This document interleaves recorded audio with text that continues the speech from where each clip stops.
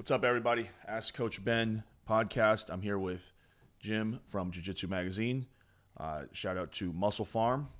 What do we got, Jim?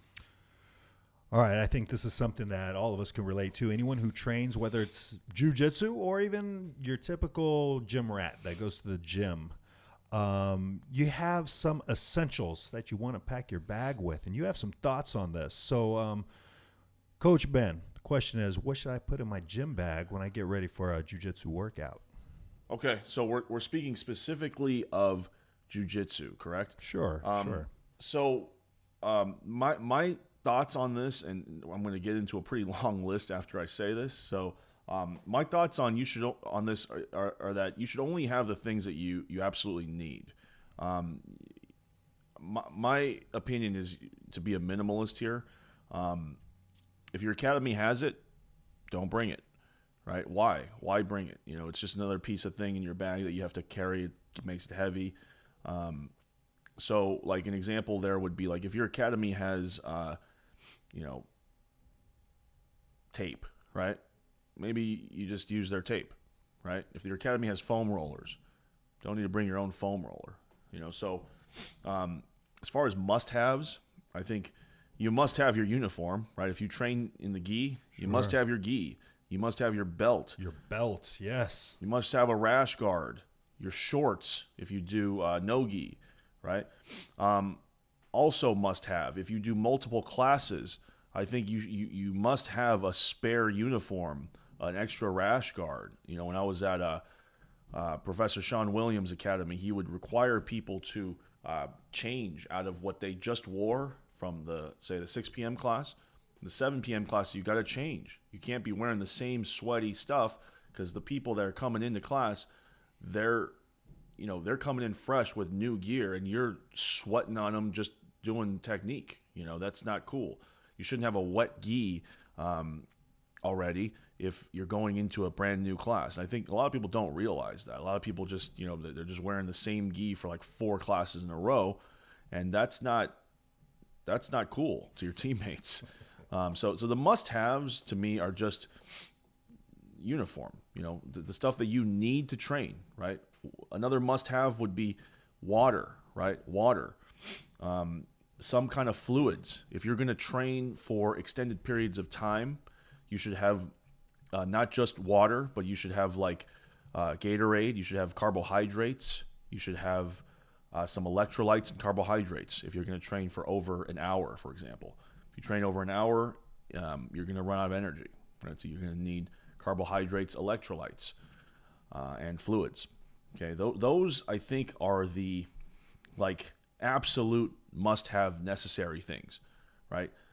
Water, electrolytes, carbs, and then your uniform that you need to train, right? If right then and there, if you don't need nothing else, that's all you need.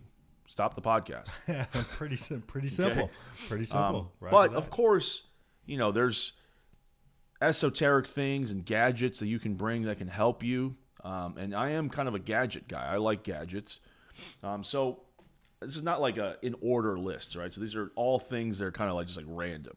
But soft tissue things, right? A lacrosse ball, right? A lacrosse ball is very small. Tennis ball can work. Golf ball can work. It's a small little ball that you can use to kind of roll out your soft tissue, your hip flexors, your triceps, your feet, having a small little tennis ball or a golf ball that you can roll your arches out on feels very good. And, there might be some benefits to that. So having that, a soft tissue tool, a small foam roller. So my favorite one is the Rumble roller. So the travel-sized Rumble roller, in black, the heavy-duty one. There's a blue one that's kind of soft. I like the black one that's more rigid. So small foam roller that fits in your bag. Just something like that. Okay. So soft tissue tools for like self-massage. Another thing you can have that again is not a must-have, but for a lot of people it is. If you train the gi especially, tape. Right. So having tape is important. My favorite brand is the this is not it actually, but the Johnson & Johnson brand is my favorite. The Johnson & Johnson brand just tends to tear very easy. My recommendation is if you're going to use a lot of tape, just buy the case. And I've had that case for like 2 or 3 years now. Tape for your fingers, for your wrist, for anything else, right? So tape is important. What else? Bands, right? So if you Like resistance bands? yeah, like short bands, like mini bands, flat bands. So my favorite bands to put in my jiu-jitsu gear are flat bands. Okay, they're very thin. They can roll up into kind of like a towel almost, but you can pull them apart. They're good for shoulders. They're good for shoulder pull aparts. They're good for just small joint movements. Activating your muscles Activating. before. You can do the loop bands, like the mini bands. You can have a couple of those for side shuffles. There's just many things you can do with bands. I always have like a little band in there, a little mini band, and then a flat band. So I have one of each. You can also use a long band, so the big rubber band type of things, but those tend to get a little more clunky. I don't really like putting those in my gear bag too much. Bands.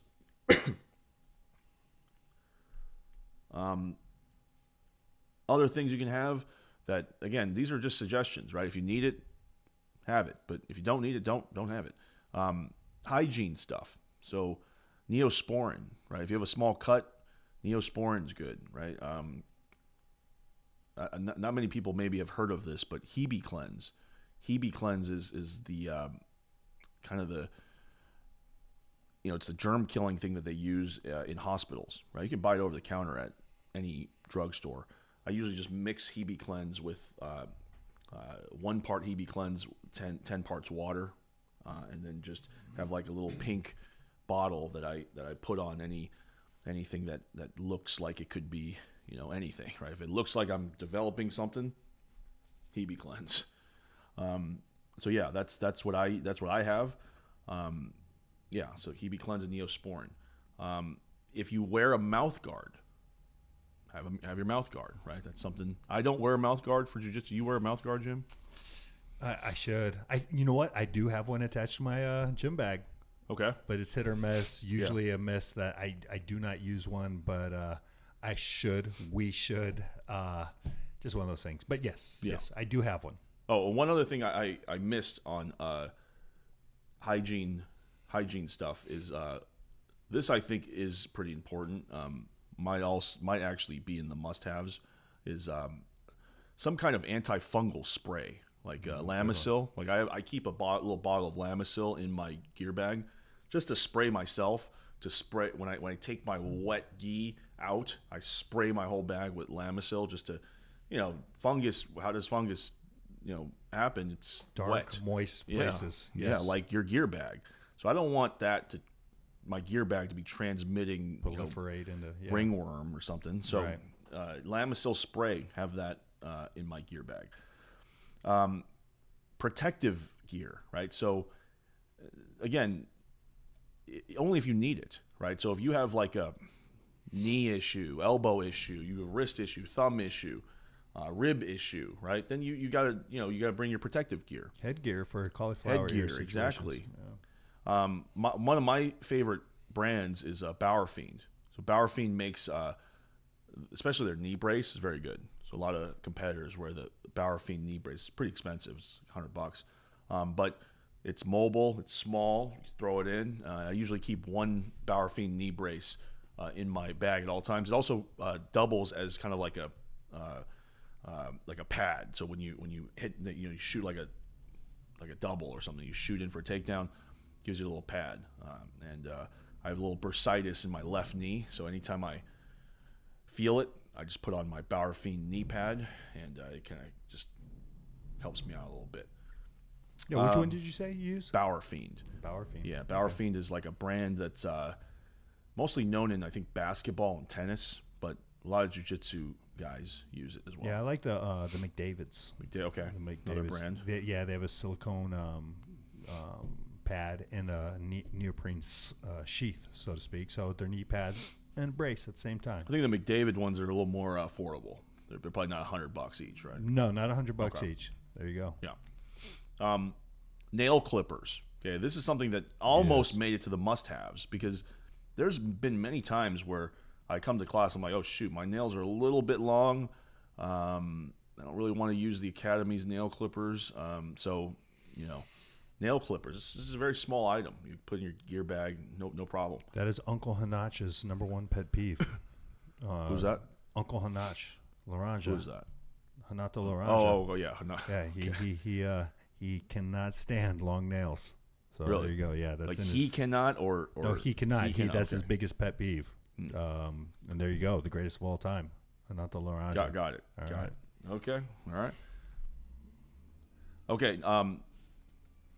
What else? We already talked about water, electrolytes, and carbohydrates. You definitely need water, but carbohydrates and electrolytes, even a little protein. If you're training longer than an hour and a half, something like that, an hour and a half longer than that, you got a little protein for a repair. You know? The post workout stuff. Yeah, right? post workout stuff.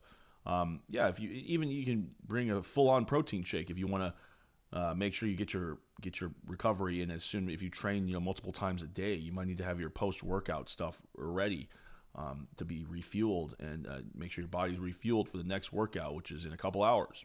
Right, train in the morning, have your stuff ready, and then train again later in the day. Okay, so. We covered a lot of it already. Extra training gear. So this happens to me all the time. I forget my belt. So in all my academies, I have a black belt just like sitting around. It's usually tied to a training tummy or it's like in the back.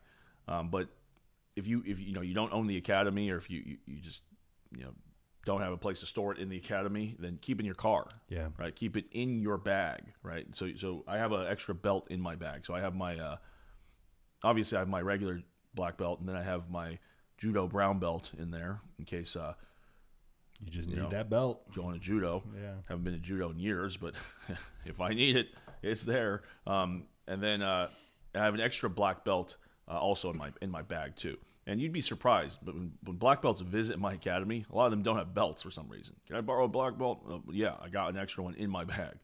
I think I used one of them one time. Yeah, the real nice, that Kataro one. Oh yeah, it was nice and broken in too. Yeah, I have a lot of Kataros actually. People like to give them as gifts. So extra training gear. Also, if you train twice a day or more, then you definitely need extra training gear. Right? Do not wear the same gi twice in a single day. Even if you can somehow get it dried, I don't think it's a good idea. There's fungus and bacteria. Every time you train, you should wash. The funk gets reactivated as soon as you start sweating. Plus, it smells rude to your training partner, right? Yeah. So if you train multiple times a day, make sure you bring your extra training gear in your gear. We already talked about extra belt.